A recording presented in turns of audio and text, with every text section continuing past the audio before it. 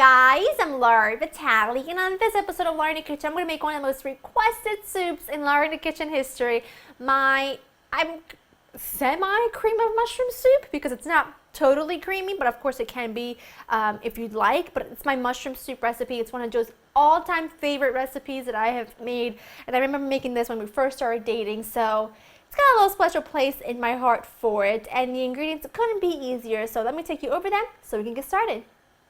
You'll need an array of mushrooms. I've got some oyster mushrooms, I've got some cremini, white button. I also got down here, I've got some shiitake mushrooms, a nice blend of wild mushrooms. I've got some chopped up onions, I've got some garlic that I grated. I have some butter here, some flour, some dried porcini, some sherry. I've got some thyme, chicken stock, and you'll need some salt and pepper, and then a few additional ingredients. And the first thing I want to do, I want to take some water. This is hot water. I just kind of boiled it on the stove, and I'm going to pour this over my dry porcini to reconstitute them. I'm going to add about a cup, a little over than a cup of water, because I'm actually going to use that liquid as like my added stock to my soup, and it really makes the mushroom flavor just outstanding. To my big old soup pot, I'm going to add some butter. I'm adding a good 3½ tablespoons of butter. I want my mushrooms and onions and garlic to cook in butter, because I just think that mushrooms and butter are a match made in heaven. It makes them really silky, makes them absolutely delicious. So I'm just going to let this melt really nicely, and then we'll add in the mushrooms and the onions and the garlic, and everything smells so good.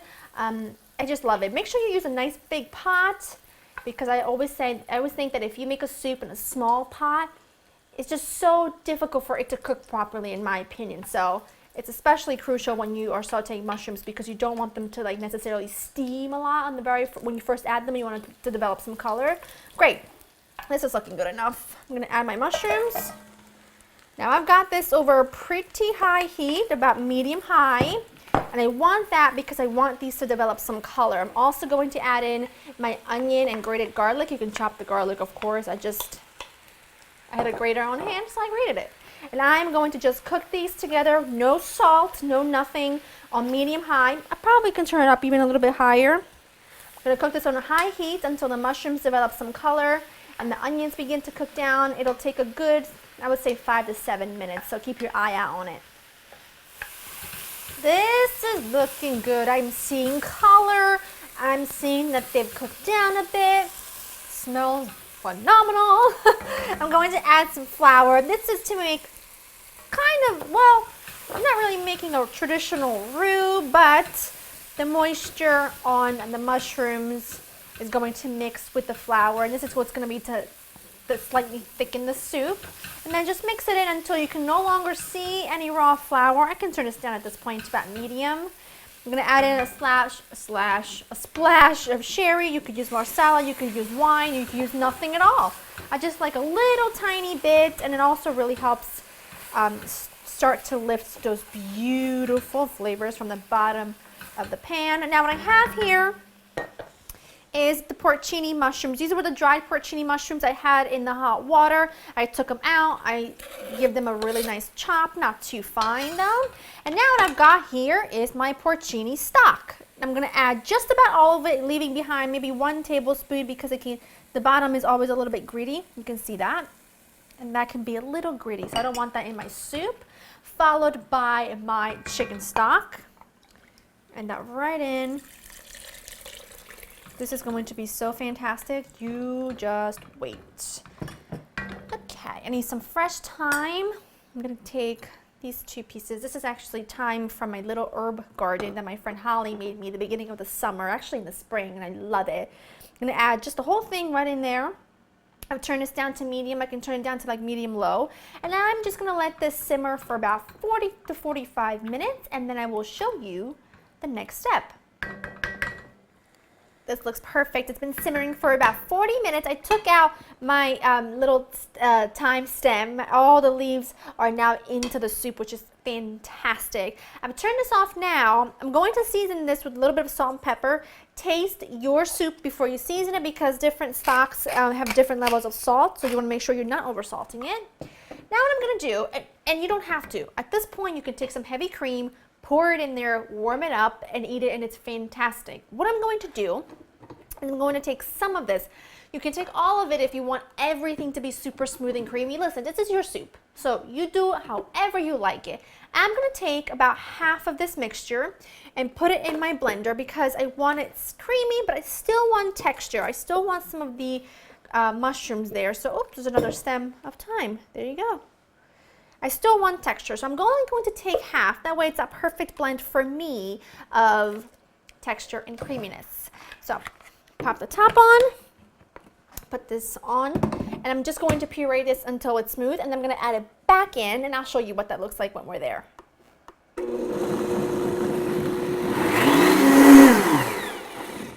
All right, turning this back on.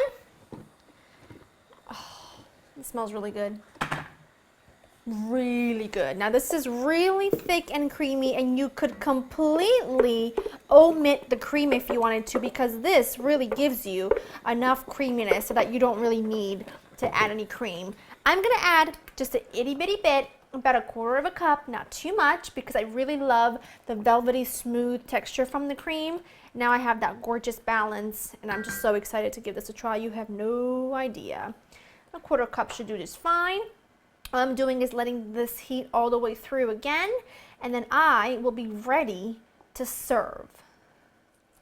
I'm just tearing some parsley and adding that in for some freshness. You could finally chop it if you wanted to, but I'm not going to. It smells fantastic, and that is a texture that I love when it comes to mushroom soup. And look, there's never a need for you to go ahead and buy a can of cream and mushroom soup, because that, I mean, it doesn't get any better than that, if you ask me. And we didn't add a lot of cream. It's just that we blended half of it so that it's really got that gorgeous, gorgeous texture. Woo! I'm gonna give myself a little some. I'm really excited about this. If you don't want it as creamy, don't blend as much. Don't blend it at all. It's up to you.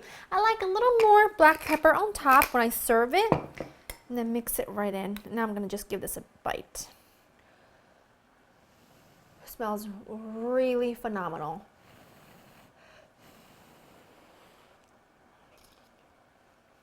Hot.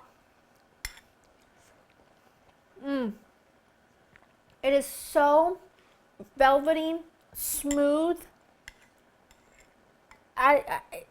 The thyme comes through, but it's not overpowering.